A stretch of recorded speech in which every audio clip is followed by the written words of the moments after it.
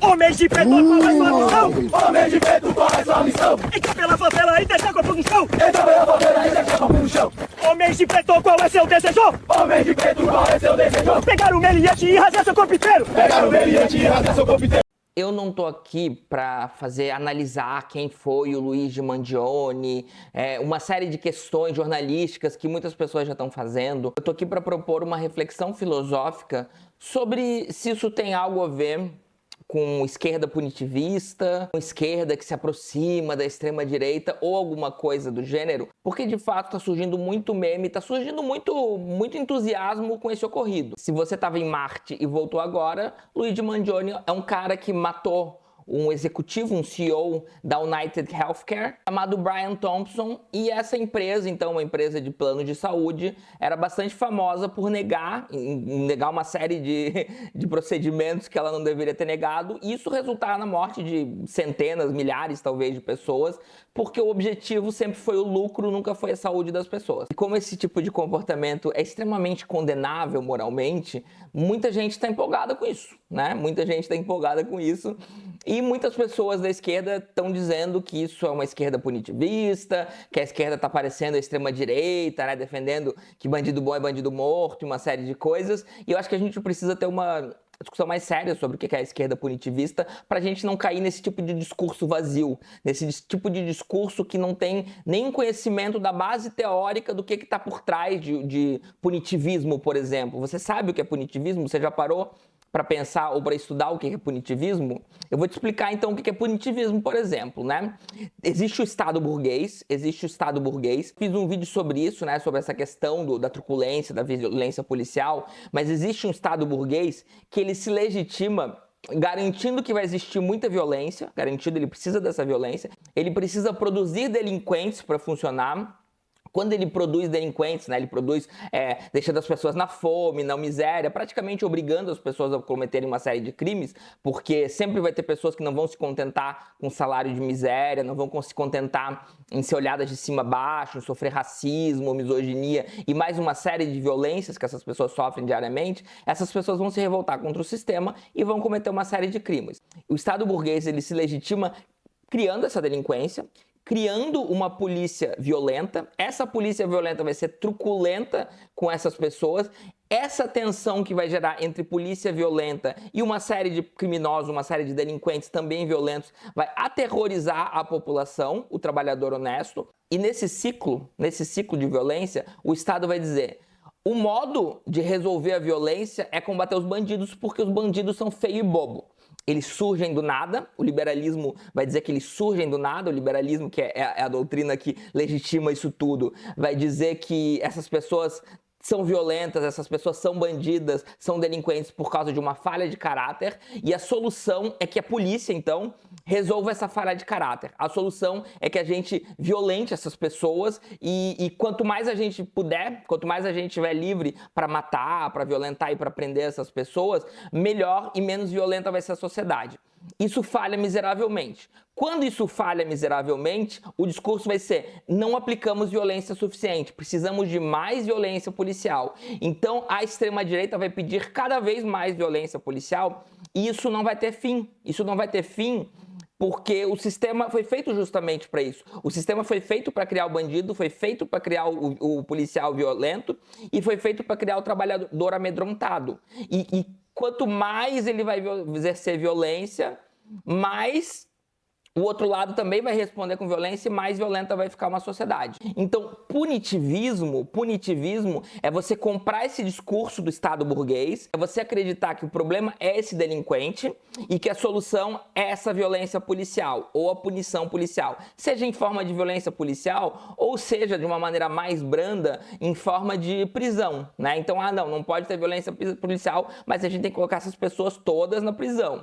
Tá? Então, assim, isso é punitivismo, é você entender que a punição dessa parte marginalizada da sociedade é a solução para uma sociedade violenta. Na verdade, isso é a manutenção de uma sociedade violenta, então existe uma direita punitivista.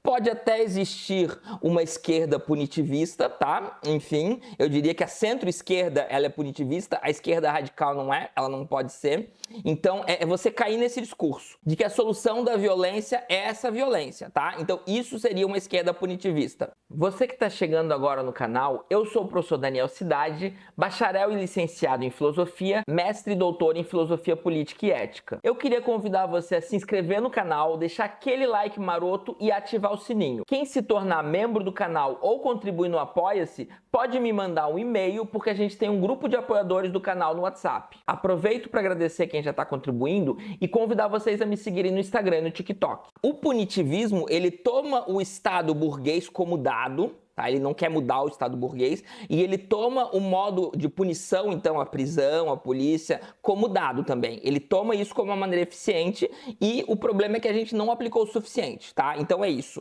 Então uma esquerda radical ela não pode ser punitivista, tá? Não tem como uma esquerda radical ser punitivista. Então o punitivismo ele toma a sociedade burguesa, o direito burguês, as prisões burguesas e a violência policial burguesa como dadas. Ele não está tentando questionar essa ordem. Ele está tentando resolver essa ordem a partir da lógica que já foi cientificamente comprovada que é falha dessa ordem, tá? O que eu tô aqui para dizer para vocês é que esse caso do Luigi, ele não é punitivismo. Ele é punitivismo se você acredita, tá? Se você realmente acredita que casos isolados, né, de pessoas que vão lá, que põem tudo da sua vida a perder para matar um indivíduo isolado, como foi o caso do CEO que morreu. Então, se você realmente acredita que esses casos isolados, tá, vão resolver o nosso problema, né? Os CEO vão ficar com medo, a burguesia vai ficar com medo, então a burguesia vai recuar e vai dar melhor plano de saúde. E se você realmente acredita nisso, você é esquerda punitivista, tá? Mas se você não acredita nisso, você não é. Você não tem obrigação nenhuma de se solidarizar com membros da burguesia que estão sistematicamente matando milhares de pessoas, ainda que legalmente. Porque isso, a burguesia legaliza seus crimes, a burguesia pode cometer, enfim, inúmeros atentados, né, como foi Brumadinho, Mariana, como é o agronegócio, comete inúmeros atentados, como é essa questão dos planos de saúde,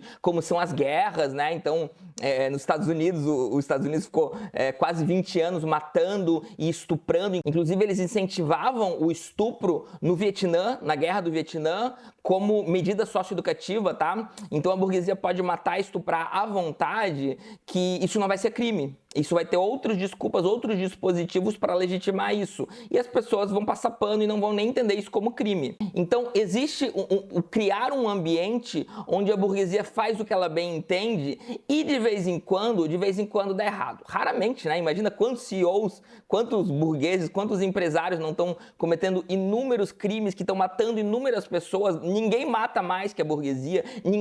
Os crimes, tá? Os crimes legais, os crimes legalizados ultrapassam absurdamente em mortes os crimes ilegais, tá? Então, o que mais mata são os crimes legalizados. O que existe, então, seja de direita, seja de centro-esquerda, são pessoas que acham que precisa existir uma solidariedade das pessoas que estão sendo chacinadas, mortas e estupradas por essas pessoas, pela burguesia e pelos capangas da burguesia.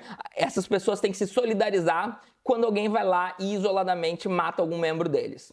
Essa solidariedade não só não precisa existir, como ela não deve existir. E quando ela não existe, quando acontece um caso desse, as pessoas gostam de mostrar o quanto elas não são solidárias mais com os burgueses. Isso gera certo tipo de sentimento de pertencimento que ele é bom. Ele é bom, esse sentimento de pertencimento, porque a gente precisa sim mudar a nossa moralidade para que a gente não tenha uma moralidade subserviente ao sistema. Então é bom, tá? É bom que as pessoas estejam celebrando a morte desse CEO. E é engraçado porque tem gente que começa a dizer que a esquerda parece a extrema-direita quando acontece isso, etc. E muitas vezes se esquecem de dizer que a direita parece muito com a esquerda quando a morte, ou quando o crime, ou quando o acontecimento é com alguém da direita. Normalmente a direita defende que é punição, que coloca esses vagabundos tudo numa cela, enfiado numa cela, que o direitos humanos o quê? Direitos humanos para humanos direito, bandido bom é bandido morto. Mas quando é do grupo deles, né, quando o grupo deles tenta aplicar um golpe de Estado que falha,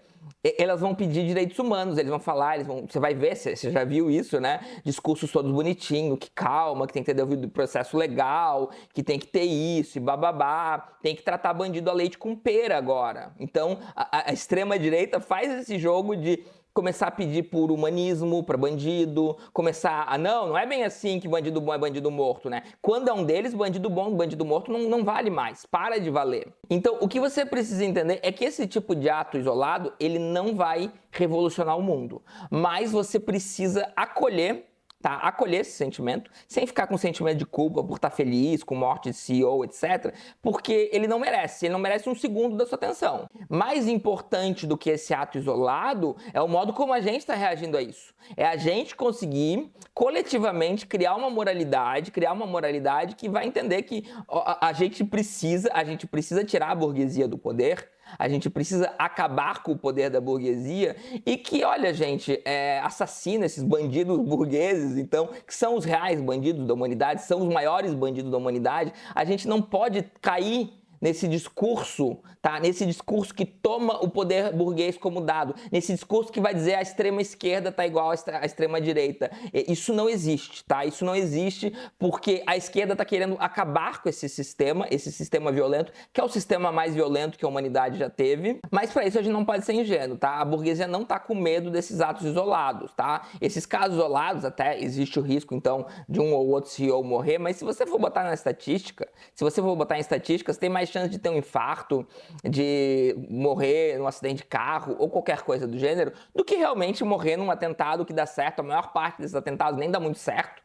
Então, a burguesia não tá com medo, tá? A burguesia pode até ficar ressabiada e agora ela vai mudar algumas coisas aí para conseguir reorientar o quadro, tá? O que precisa ter, né, não são casos isolados, é organização coletiva, tá? Precisa ter organização coletiva, a gente precisa criar toda uma nova moralidade para lidar com esse tipo de coisa, a gente precisa criar grupos políticos, organizações, enfim, em todos os lugares possíveis, onde essa nova moralidade consiga entender. Então a gente precisa ter boas teorias, a gente precisa ter boas teorias para lidar com isso e a gente precisa entender que a gente está numa guerra mesmo, né? A gente está numa guerra, a política é a guerra traçada por outros meios. O Jones Manuel comenta algumas coisas interessantes sobre isso, né? Como, por exemplo, que o Bernie Sanders é alguém que está mais à esquerda no Partido Democrata do que a Hillary Clinton. Ele teve as primárias fraudadas para que a Hillary Clinton pudesse concorrer contra o Trump, mesmo que pesquisas mostrassem que ele tinha mais chance de vencer ela. A justiça determinou que, como os partidos são instituições privadas,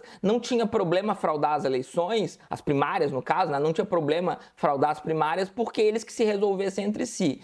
Então, quer dizer, né, quando é para beneficiar os interesses da burguesia, porque a Hillary Clinton ela é os interesses da burguesia, até o Sanders Não tô dizendo que o Sanders é um radical, mas ele está mais à esquerda do que a Clinton, tá?